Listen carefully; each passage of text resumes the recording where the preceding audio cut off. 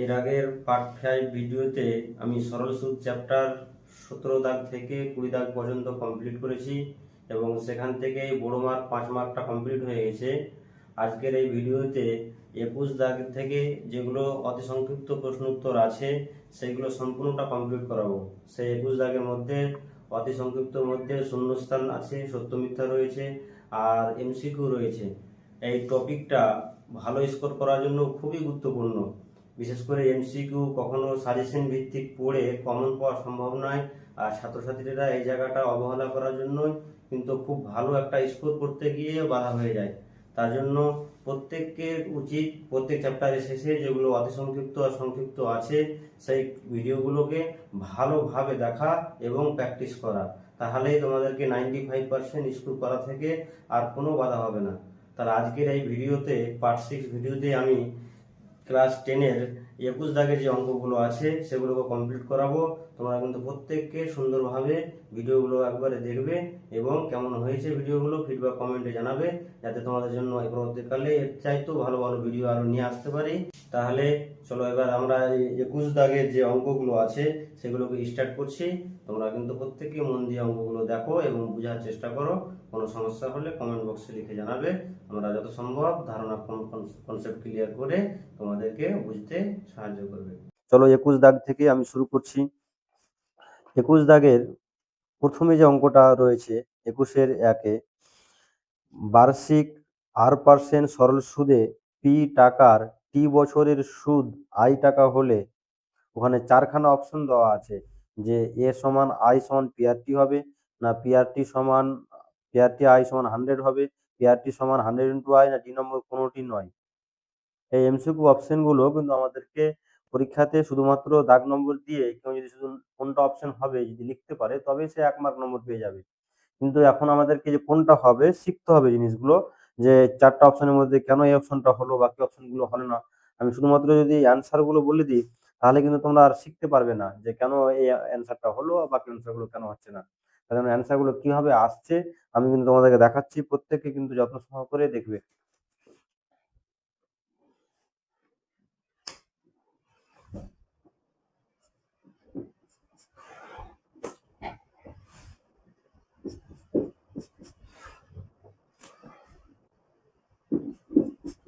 21-এর এর 1 দাগে দেখো বলে দেওয়া আছে কি কি ডাটা দেওয়া আছে।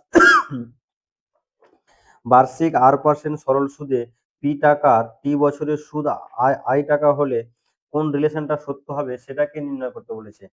তাহলে ফর্মুলাটা আমরা জানি যে আই সমান, ফর্মুলাটা হচ্ছে পি আর টি বাই কত হচ্ছে 100।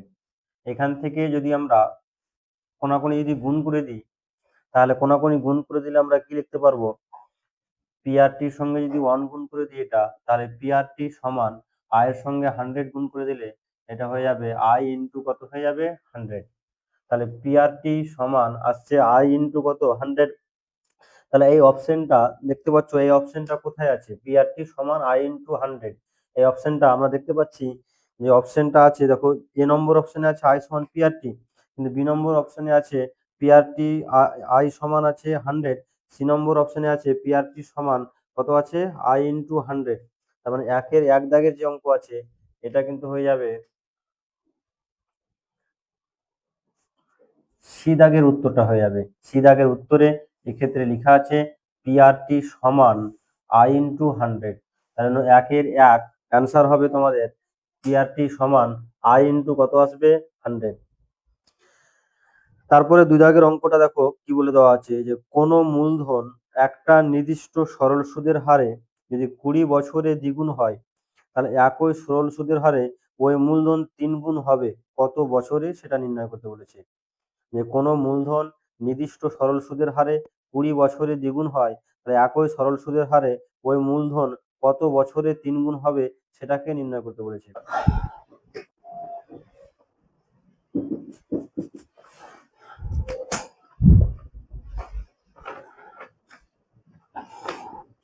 প্রথমে দেখো মূলধন, কোন মূলধন বলে দেওয়া আছে, মূলধনটা কত আছে সেটা কিন্তু বলে দেওয়া নেই। তাহলে ধরে নিচ্ছি, ধরি মূলধন পি সমান হচ্ছে কত টাকা, এক্স টাকা। আর কি কি 20 বছর পরে টাকাটা দ্বিগুণ হয়েছে, তার মানে এক্ষেত্রে বলে দেওয়া আছে সুদ প্লাস আসল, টাকাটা যদি দ্বিগুণ হয় এক্স এর দ্বিগুণ, মানে টাকাটা কত হয়ে যাচ্ছে, 2x টাকা। ব্যাংকে আমি টাকা রাখলাম এক্স টাকা, হয়ে গেল কত টাকা, 2x টাকা। তাহলে যদি আমি সুদটা বের করি, সুদ আই সমান, তাহলে সুদ আসল থেকে আসলটাকে বিয়োগ করে দিতে হবে, 2x মাইনাস এক্স টাকা সমান সুদ আয় হয়ে যাবে কত টাকা, এক্স টাকা। সময় টিটা বলে দেওয়া আছে 20 বছর। তাহলে প্রথমে আমি এখান থেকে আর এর মানটা বের করবো। তাহলে আমরা ফর্মুলা জানি আই সমান পি আর টি বাই কত, 100। বা যদি এখান থেকে কোনাকুনি গুণ করে দিই আমি, তাহলে দেখতে পাচ্ছ পি আর টি সমান পড়ে থাকছে আই ইন্টু 100, বা আর সমান I into 100 by P into কত হয়ে যাচ্ছে টি। মানগুলো বসিয়ে দিচ্ছি। আই এর মান এই অঙ্কের ক্ষেত্রে হচ্ছে কত, এক্স ইন্টু 100। পি এর মান কত আছে, পি এর মান হচ্ছে এক্স, আর টি এর মান তো বলে দেওয়া আছে 20 বছর, তার জন্য বসে যাচ্ছে 20। তাহলে এক্স এক্স কেটে যাচ্ছে, 20 আর 100 কেটে দিলে 5, তার মানে আর এর মান পেয়ে গেলাম কত পার্সেন্ট, 5%। তাহলে বলেছে একই সরল সুদের হারে, তার মানে দ্বিতীয় ক্ষেত্রে তাহলে আমরা পেয়ে যাচ্ছি এটা দ্বিতীয় ক্ষেত্রে যখন মানটা আমরা পাচ্ছি, আর এর মান দেখতে পাচ্ছ কোশ্চেনে বেরিয়ে গেছে, দ্বিতীয় ক্ষেত্রে আর এর মানটা কত পার্সেন্ট হচ্ছে, 5%। একই সর ওই মূলধন 3 গুণ হবে, ওই মূলধন বলতে আগে মূলধন পি, পি এর মানটা কত টাকা ছিল, এক্স টাকা, তাহলে মূলধন পি সমান কত টাকা, এক্স টাকা। দ্বিতীয় ক্ষেত্রে সুদ আসলটা বলে দেওয়া আছে, সুদ আসল ছিল এক্স টাকা, টাকাটা হয়ে গেল 3 গুণ, তাহলে এক্স এর 3 গুণ, তাহলে টাকাটা হয়ে যাবে কত টাকা, 3x টাকা। আগে টাকাটা যে হয়েছিল যেহেতু দ্বিগুণ, তার জন্য 2x, এখন টাকাটা হয়ে গেছে 3 গুণ, টাকাটা কত হয়ে গেল, 3x টাকা। সেক্ষেত্রে সুদ, সুদ আই সমান, সুদ বের করার নিয়ম হচ্ছে সুদ আসল থেকে যদি আমি আসলটাকে বিয়োগ করে দিই, তাহলে কি পড়ে থাকবে, সুদ পড়ে থাকবে। তার মানে সুদ আই সমান 3x মাইনাস এক্স টাকা সমান, এটা হয়ে যাচ্ছে 2x টাকা। তার মানে এক্ষেত্রে এখানে নির্ণয় করতে বলেছে টি এর মানটা কত হবে সেটা বের করতে বলেছে। আর পেয়ে গেছি, পি পেয়ে গেছি, আর আই পেয়ে গেছি। তাহলে ফর্মুলাটা হচ্ছে এটা, আই সমান পি আর টি বাই 100, বা পি আর টি সমান, ফর্মুলা হচ্ছে আই ইন্টু 100, বা তোমরা দেখতেই পাচ্ছ এখান থেকে যখন টি এর মান বের করবো, টি সমান I into 100 by P into R. মানগুলোকে বসিয়ে শুধু কাটাকাটি করতে হবে। এই অঙ্কের ক্ষেত্রে যেহেতু আই এর মান কত আছে, 2x, তাহলে বসে গেল 2x ইন্টু 100। পি এর মান তো হচ্ছে শুধু এক্স, এক্স বসে যাচ্ছে। আর আর এর মানটা কত আছে, 5%, বসে যাচ্ছে কত, 5। এবার এটাকে যদি কাটাকাটি করি, তাহলে এক্স এক্স কেটে যাচ্ছে, 5 আর 100 কাটলে কত আসছে, 20, তাহলে 20 দুগুণি কত আসছে, 40। তার মানে কত বছরে মূলধনটা 4 গুণ 3 গুণ হবে, তাহলে কত আসছে, 40 বছরে। এবার তুমি দেখো যে 40 বছর অপশনটা কত নম্বর অপশনে রয়েছে। তাহলে এই যে 40 বছর যেটা পেয়েছি, এই 40 বছরটা আছে সি নম্বর অপশনে রয়েছে। তাহলে 2 দাগের যেটা অ্যান্সার হবে, 2-এর এটা হবে সি, 40 বছর। তাহলে এমসিকিউ হিসাবে এই যে 5খানা ওইখানে অঙ্ক আছে, তুলনামূলকভাবে এই অঙ্কটাতে একটু ক্যালকুলেশনটা একটু বড় আছে। বাকি এমসিকিউ গুলো আরো সহজভাবে কিন্তু আমরা সলভ করতে পারবো। এটাতে কিন্তু প্রথমে আগে আর এর মানটাকে আমাকে নির্ণয় করতে হচ্ছে, ওই একই আর এর মান দ্বিতীয় ক্ষেত্রে মানটা কাজে লাগছে, তার জন্য ওই একই আর এর মান দিয়ে আমরা টি এর মানটাকে বের করতে পারবো। তারপরে দেখো 3 দাগের যে অঙ্কটা আছে সেটা আমি পড়ছি। কোনো মূলধন 10 বছরে দ্বিগুণ হলে বার্ষিক সরল সুদের হার নির্ণয় করতে বলেছে। তাহলে এক্ষেত্রে এর আগেরটা তো টি নির্ণয় করতে বলেছিল, সুদের হার, সুদের হার মানে কিসের মান বের করতে বলেছে, আর এর মানটা নির্ণয় করতে বলেছে। অপশনগুলো দেওয়া আছে, একটা 5%, 10%, 15% আর 20%। তাহলে যদি আমরা ক্যালকুলেশন না করি তাহলে কত পার্সেন্ট হবে সেটা কি দেখে কোনো মতে বলা সম্ভব, দেখে কোনো মাত্রই বলা সম্ভব হবে না, তো ক্যালকুলেশনটাকে করতে হবে, তাহলে আমরা বুঝতে পারবো যে কোন অপশনটা যাবে।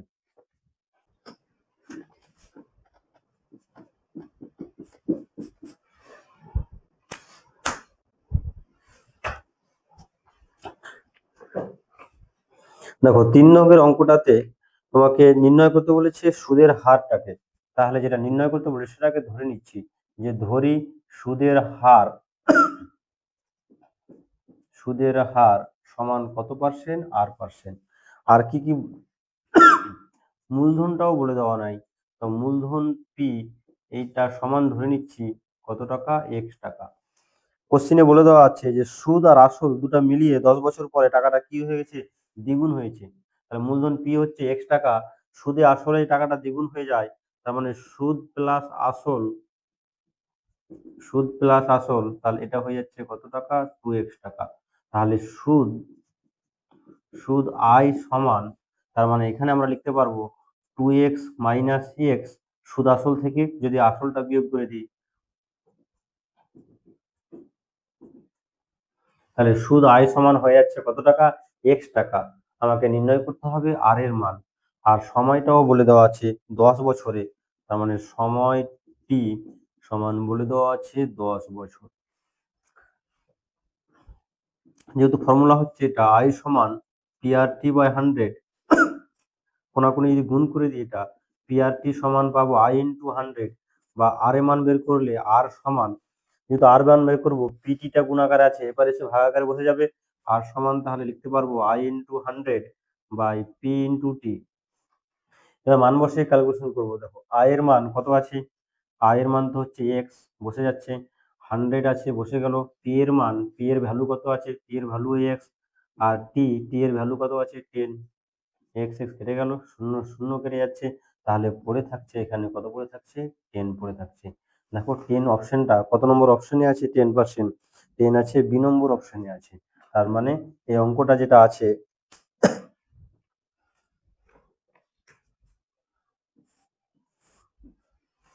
মানে তিন দাগে যে অ্যান্সারটা আমাদের ফাইনাল অ্যান্সার দাঁড়াচ্ছে, তাহলে তিনের কি অ্যান্সার হবে, বি হবে। তার মানে কত পার্সেন্ট সুদের হারে টাকাটা দ্বিগুণ হতো, 10% সুদের হারে টাকাটা কি হবে, দ্বিগুণ হবে। একই রকম ভাবে এটা যে আর নির্ণয় করলাম, তারপরে চার দাগের অঙ্কটা দেখো কি কি বলে দেওয়া আছে। চার দাগের অঙ্কটাতে প্রথমে বলে দেওয়া আছে x% বার্ষিক সরল সুদের হারে, মানে সুদের হার আর এর মানটা বলে দেওয়া আছে x%, কোনো মূলধন এক্স বছরে, সময়টা বলে দেওয়া আছে এক্স বছর, সুদ বলে দেওয়া আছে কত টাকা, x টাকা, মূলধনের পরিমাণ মানে পি এর মানটাকে তোমাকে নির্ণয় করতে বলেছে। তার মানে সেটা ধরে নিচ্ছি যেটা নির্ণয় করতে বলেছে, ধরি মূলধন সমান p টাকা, এই পি এর মানটাকে নির্ণয় করতে বলেছে, যে মূলধনের পরিমাণ কত টাকা, তাহলে মূলধনটাকে ধরে নিলাম কত টাকা, p টাকা। আর কি কি ডাটা বলে দেওয়া আছে, কোশ্চেনে বলে দেওয়া আছে যে সুদের হার, সুদের হারকে যেহেতু আমরা আর দ্বারা লিখি, আর এর মানটা বলে দেওয়া আছে কত পার্সেন্ট, x%, এক্স বছরে, তাহলে সময় টিটা বলে দেওয়া আছে এক্স বছর। তারপর আর কি বলে দেওয়া আছে, সুদ x টাকা, সুদকে যেহেতু আই দ্বারা লেখা হয়, আই বলে দেওয়া আছে x টাকা। পি এর মান বের করতে বলেছে, তাহলে একটাই ফর্মুলা আমরা জানি, আই সমান, ফর্মুলাটা হচ্ছে কি PRT/ কত আসছে এটা 100। যদি এখান থেকে কোনাকুনি গুণ করে দিই আমরা, তার মানে PRT সমান হচ্ছে I × কত 100, বা পি মান বের করবো, পি সমান, তাহলে I × 100 থাকছে, আর টিটা গুণাকারে আছে, তাহলে এবারে এসে আর টিটা কি আকারে বসে যাচ্ছে, ভাগাকারে বসে যাচ্ছে। এবার শুধু প্রত্যেকটা মানই তো কোশ্চেনে বলে দিয়েছে, আয়ও বলে দেওয়া আছে, আরও বলে দেওয়া আছে, আর টি বলে দেওয়া আছে, তাহলে মানগুলো বসিয়ে কাটাকাটি করলে তো মানটা বেরিয়ে আসবে। তাহলে আয়ের মান দেখতেই পাচ্ছ তোমরা স্ক্রিনে এক্স, আর এর মান তো বলে দেওয়া আছে এক্স, আর টি এর মানটাও হচ্ছে কত, এক্স। তাহলে যেটা কাটাকাটি করে দিই, এই এক্স এক্স কেটে যাচ্ছে, তার মানে 100/x টাকা। তার এই অপশনটা কত নম্বরে আছে দেখতে পাচ্ছ, 100/x কত নম্বর অপশনে আছে, সি নম্বর অপশনে রয়েছে। তার মানে এই অঙ্কটা অ্যান্সার তাহলে হবে কত,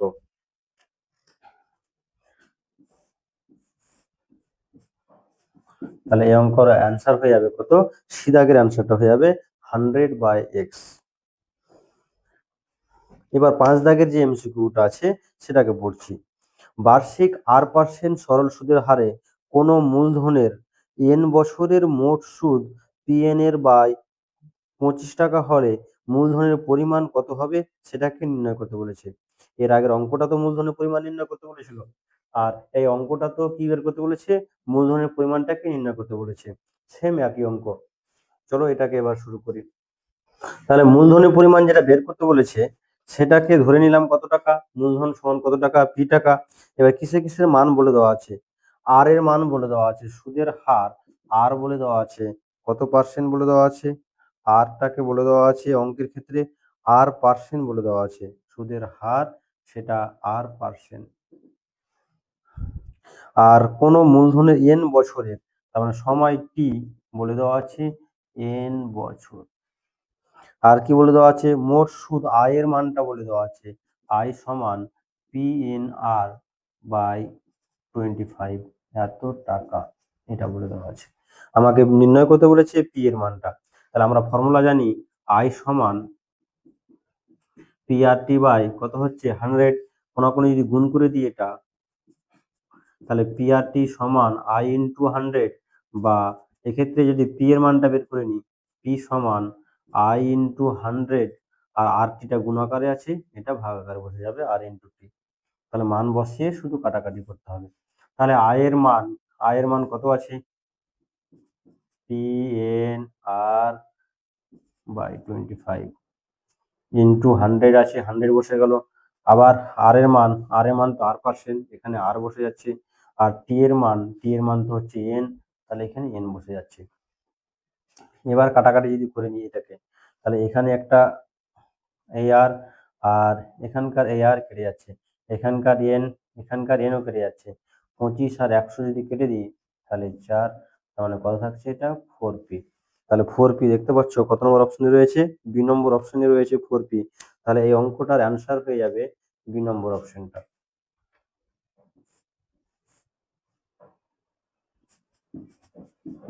তাহলে 5 দাগের অ্যান্সার হয়ে যাচ্ছে কত, 4P। তারপরে তোমাদের যে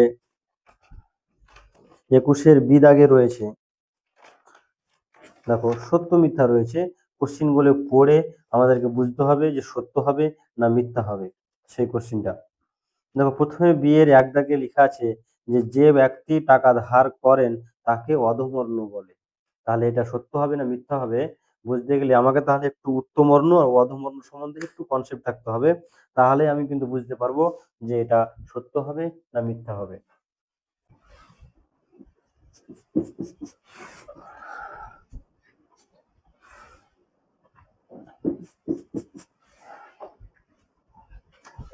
দেখো তাহলে যে ব্যক্তি বা সংস্থা যে টাকা ধার দিবে তাকে বলা হচ্ছে, যে টাকা ধার দিবে তাকে বলা হয় উত্তমর্ণ।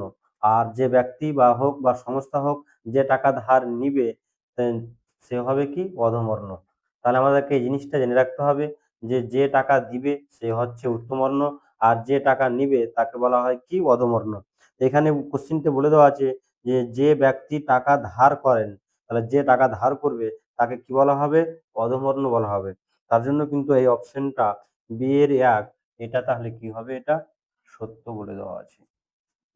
সত্য মিথ্যা যেহেতু সত্য বলে দেওয়া আছে তার জন্য সত্য হবে। তাহলে শুধুমাত্র এখানে কেন সত্য হলো একটু কারণটা আমি লিখে রাখছি, তোমরা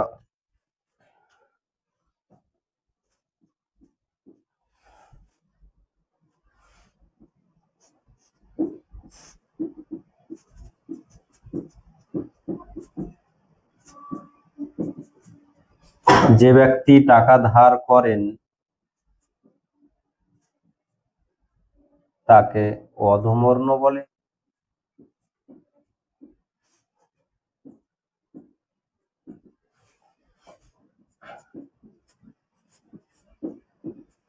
আর উত্তমর্ণ আমরা কাকে বলবো, যে ব্যক্তি টাকা ধার দেয়, যে ব্যক্তি টাকা ধার দেয় তাকে উত্তমর্ণ বলে।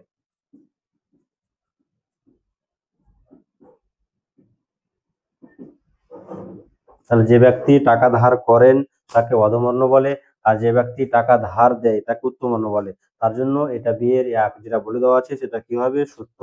বি এর দুই দাগে যেটা বলে দেওয়া আছে, তোমরা লক্ষ্য করো যে আসল ও বার্ষিক শতকরা সরল সুদের হার একই থাকলে বলে দেওয়া আছে মোট সুদ সময়ের সঙ্গে ব্যস্ত সমানুপাতে পরিবর্তিত হয়। তাহলে সুদ আর সময় এদের মধ্যে সম্পর্ক বলে দেওয়া আছে ব্যস্ত। সরল সম্পর্ক, ব্যস্ত সম্পর্ক তোমরা ক্লাস 5 থেকেই শিখছো যে কোনটা সরল হবে আর কোনটা ব্যস্ত হবে। তাহলে সরল যদি সম্পর্ক হয়, আমরা জানি যদি দুটোই মান বাড়ে অথবা দুটোই মান কমে সেক্ষেত্রে মানটা কি হয়? সরল। আর যদি এরকম হয় একদিকে মান বাড়ছে একদিকে কমছে সেক্ষেত্রে সম্পর্কটা কি হয়? ব্যস্ত হয়।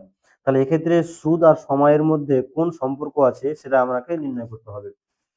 তাহলে একটা জিনিস লক্ষ্য করো, যদি সময়টা বাড়ে, কোনো টাকা, দেখা গেল একটা টাকা যদি আমি 5 বছরের জন্য ধার করি, কোনো টাকা 5 বছরের জন্য ধার করলে যদি আমাকে 5 বছরের জন্য ধার করে যদি আমাকে 10,000 টাকা সুদ দিতে হয়, একই টাকা আমি যদি 5 বছর না জন্য ধার না করে যদি 7 বছরের জন্য ধার করি, তাহলে সময়টা যদি বেশ বাড়িয়ে দিই তাহলে সুদের মানটাও কি হবে? বাড়বে। তার মানে সময় যদি বাড়ে তাহলে সুদটাও কি হবে? বাড়বে। তাহলে সময় আর সুদ যে এদিকেও বাড়ছে আর এদিকেও কি হবে? বাড়বে। তাহলে যদি দুদিকেই বেড়ে যায় তাহলে এটা কোশ্চেনে লেখা আছে ব্যস্ত সমানুপাতে, কিন্তু সম্পর্কটা তাহলে কি হবে? সরল। তাহলে এক্ষেত্রে যেটা সম্পর্কটা হচ্ছে, সম্পর্কটা কি হচ্ছে? সরল। কিন্তু কোশ্চেনে যেহেতু লেখা আছে ব্যস্ত, তার জন্য কিন্তু এটা কি হবে? মিথ্যা হবে। তার মানে আমরা যেটা দেখতে পাচ্ছি যে বিয়ের দুই দাগটাতে বিয়ের 1 সত্য আর বিয়ের 2 কি হবে? মিথ্যা হবে। তো একই রকম ভাবে আমরা সি এর 1 দাগেরটা যদি করি, দেখো শূন্যস্থান আর পূরণ আছে যে ব্যক্তি টাকা ধার দেন তাকে কি বলে?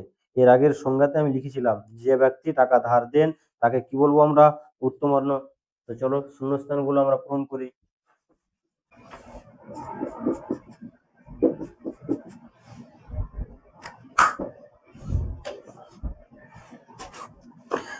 তাহলে যে ব্যক্তি টাকা ধার দেন তাকে সি এর 1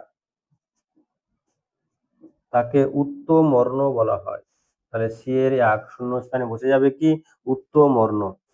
সি এর 2 নম্বর যেটা আছে, তোমরা লক্ষ্য করো, বার্ষিক R/2% সরল সুদের হারে 2p টাকার টি বছরের সুদ আসল কত হবে সেটাকে নির্ণয় করতে বলেছে।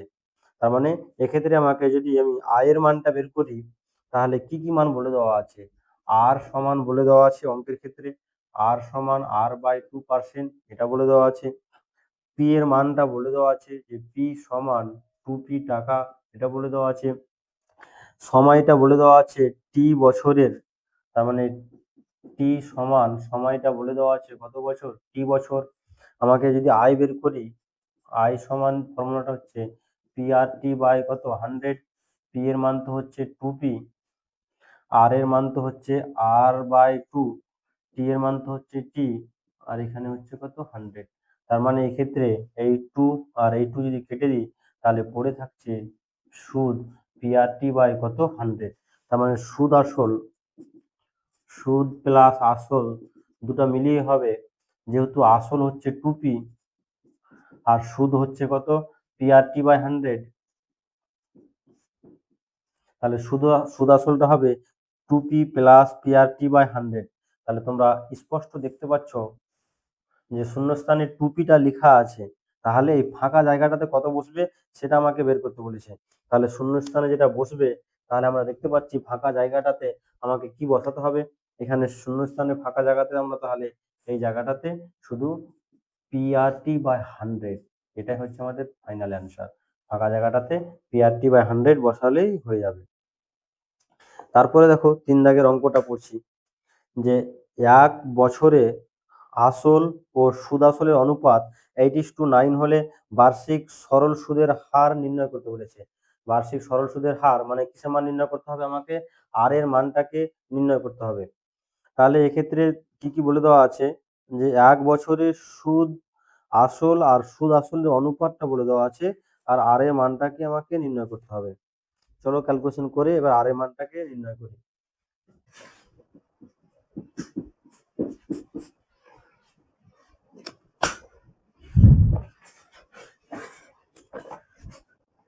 তাহলে সুদের হার যেটা বের করতে বলেছে সেটা ধরে নিচ্ছি, ধরি সুদের হার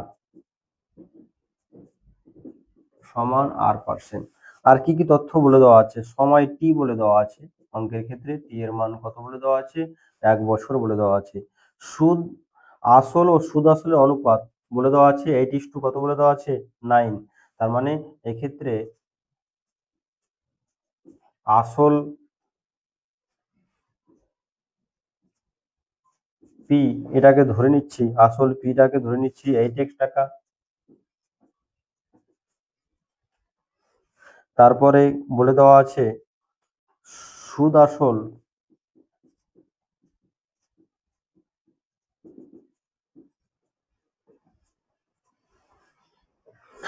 আসল যদি 8x টাকা হয় আর সুদ আসল এটা যদি 9x টাকা হয়, তার মানে সুদ কত টাকা হবে? তাহলে সুদ আর আসল দুটো মিলিয়ে হচ্ছে 9x, আসল হচ্ছে 8x। তার মানে সুদ যদি বের করি আমরা, তার মানে সুদ আয়, তাহলে সুদ আসল থেকে আসলটাকে যদি বিয়োগ করে দেবো, তার মানে 9x মাইনাস 8x টাকা সমান 9x থেকে 8x যদি বিয়োগ করে দিই এটা, তার মানে কত টাকা আসছে? এটা x টাকা।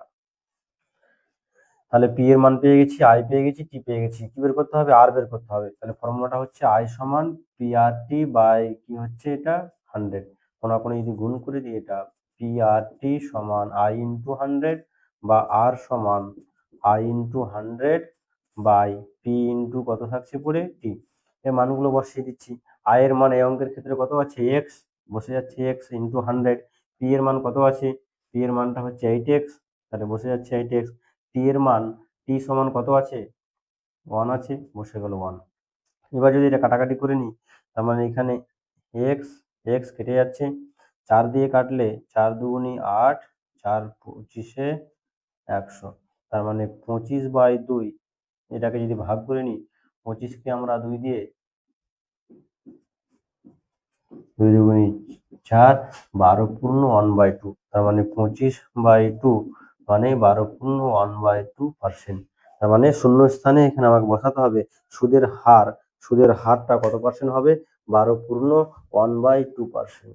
তার মানে এখানে যেটা মান আসছে ক্ষেত্রে শূন্য স্থানে 12 পূর্ণ 1 কত আসছে 2%। তাহলে শূন্যস্থান পর্যন্ত কমপ্লিট হয়ে গেল। এরপরে 22 দাগে আর 5টা অঙ্ক রয়েছে। এই 5টা অঙ্ক এর পরবর্তী ক্লাসে 5টা অঙ্ক ধরে ধরে কমপ্লিট করানো হবে। এক্ষেত্রে যেহেতু অঙ্কগুলো 2 মার্কের আছে, যেগুলো করালাম আজকে এ বি সি, ওগুলো 1 মার্কের। এবার 2 মার্কের অঙ্কগুলো পরবর্তী ক্লাসে ধরে ধরে করাবো, এবং তোমরা প্রত্যেককে কিন্তু চ্যাপ্টারের শেষে 1 মার্ক 2 মার্ক থাকছে। ওটাকে যারা 90+ স্কোর পেতে চাও তাদের কিন্তু অবশ্যই খুব ভালোভাবে করবে সম্পূর্ণটা। আবার এর পরবর্তী ক্লাস শুরু হবে। তাহলে পরবর্তী ক্লাসে দেখা হচ্ছে তোমাদের সাথে। আজকের ক্লাস এই পর্যন্ত। শুভরাত্রি।